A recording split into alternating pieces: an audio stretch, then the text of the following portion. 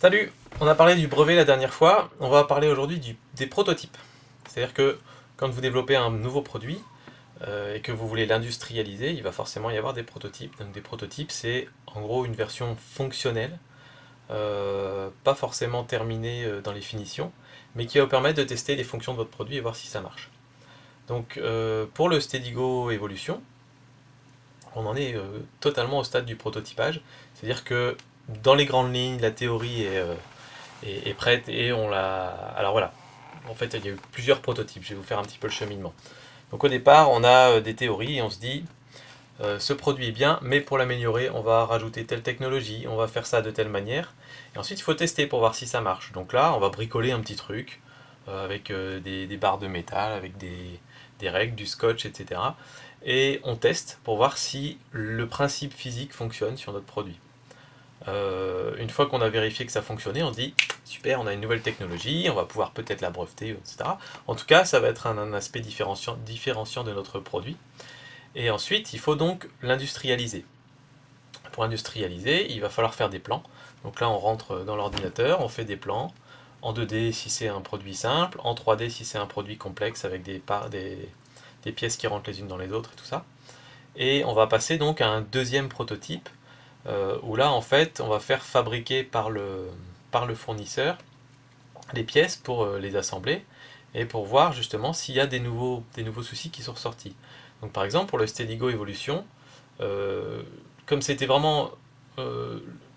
Movigo a commencé aux États-Unis, donc mes fournisseurs étaient là-bas. Maintenant que je suis en Europe, c'est des nouveaux fournisseurs et donc il faut tester aussi ces fournisseurs. Donc l'entreprise qui par exemple s'occupe de la découpe laser, je n'avais aucune idée du rendu d'une découpe laser sur de l'aluminium. Donc ça va être une première chose qu'on va tester avec le prototype.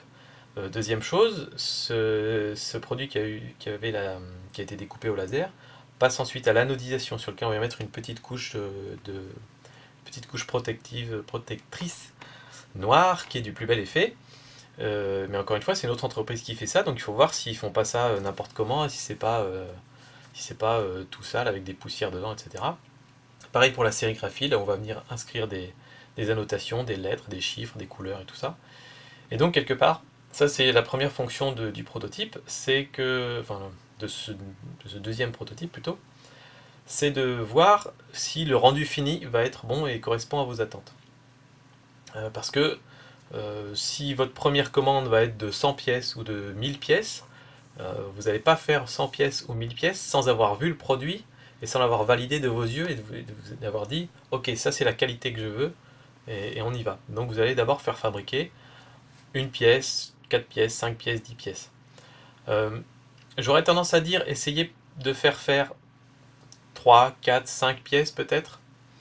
Nous on en a fait 10 pour Movigo parce qu'on a dans l'idée d'envoyer à 5 bêta-testeurs des prototypes du produit pour qu'ils nous donnent leur retour dessus. Donc il y en a 5 qui partent et on en a 5 autres avec lesquels on peut bricoler. Parce qu'une fois que vous allez les recevoir, en dehors de l'aspect finition, où ça c'est vite regardé, ensuite il y a l'aspect technique, c'est-à-dire qu'on va prendre les pièces, on va les monter ensemble, et c'est à ce moment-là qu'on va se rendre compte qu'il y a d'autres problèmes qui ressortent. Typiquement, cette pièce-là rentre pas bien dans celle-là, donc il faut peut-être diminuer cette épaisseur-là. Ou même ensuite, quand vous allez résoudre d'autres problèmes, vous allez changer des dimensions et ça va se répercuter sur ces pièces. Donc si vous en avez qu'une seule, si vous commencez à la découper, à la percer et à la changer, après vous ne pouvez plus y retoucher. Donc prenez-en 3, 4, 5, ça ne coûte pas beaucoup plus cher. Il faut savoir qu'un prototype coûte beaucoup plus cher qu'un produit fini, c'est-à-dire qu'un produit industrialisé.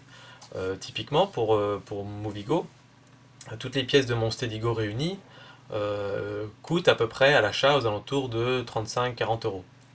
Si, pour mes prototypes, si je voulais un prototype, ça me coûtait aux alentours de 500 euros, je crois, quelque chose comme ça. Alors pourquoi ça coûte si cher? Parce que par exemple, pour une bête pièce en métal, chez Steel Laser par exemple, il y a tous les frais de mise en route de la machine, c'est-à-dire qu'il y a un ingénieur qui va prendre le plan, qui va l'envoyer dans la machine, qui va éventuellement le transformer dans un autre format informatique. Ensuite, il y a un type qui va aller prendre le bout de métal, qui va aller le mettre dans la machine. Voilà. Tout ça, ça coûte de l'argent. Et quand vous faites 1000 pièces, ils vont faire cette opération-là qu'une seule fois aussi. Et quand vous faites une pièce, ils font cette opération-là qu'une seule fois. Donc c'est un frais fixe que vous aurez, quelle que soit la quantité de pièces que vous commandez. Et donc quand c'est sur 1000 pièces, ce frais fixe c'est divisé par 1000. Et donc vous allez le retrouver, ça vous coûtera, je sais pas moi, 50 centimes, 1 euro par pièce. Mais quand vous faites qu'une seule pièce, et ben ces frais fixes sont pas divisibles, et donc ça va vous coûter 30 euros, 40 euros par opération et par pièce, quelque chose comme ça. Et donc finalement, quand vous en faites, ce que je vous disais, si vous en faites une pièce ou si vous en faites 5, ça va pas vous coûter beaucoup plus, parce qu'en gros la différence de prix, ça va être juste la matière en plus. Mais comme les frais fixes sont les mêmes, voilà. Donc en gros, euh, là pour les 10 prototypes, j'en ai eu aux alentours de 600-700 euros au total. Voilà. Euh, donc ça coûte assez cher. Donc après, le truc c'est qu'il faut essayer d'avoir le minimum de prototypes possible, quoi. Et donc là, je pensais avec cette première version du prototype que ce serait bon, qu'il y aurait éventuellement 2-3 petits changements, mais mineurs, type ce trou-là, vous le mettez un peu plus bas et tout ça. Mais finalement, il va y avoir des changements majeurs et je vais devoir recommander d'autres prototypes, parce que même si je suis à peu près sûr des changements que je veux faire, il faut quand même de toute façon retester une dernière fois avec toutes les pièces, parce que si je commande mes 100 pièces tout de suite, je vais vider mon compte en banque, le compte en banque de l'entreprise, et si jamais les pièces ne sont pas bonnes, et ben c'est foutu, et j'ai plus d'argent ensuite pour recommander des nouvelles pièces. Donc il faut absolument faire ce prototype et l'avoir et le faire fonctionner. Voilà un petit peu les enjeux du prototypage. J'espère que la prochaine version du proto sera la bonne et qu'il n'y aura plus besoin d'en faire d'autres, ce qui me permettra ensuite de passer ma première commande de 100 pièces environ. Et ben voilà, à bientôt pour une autre vidéo. Ciao!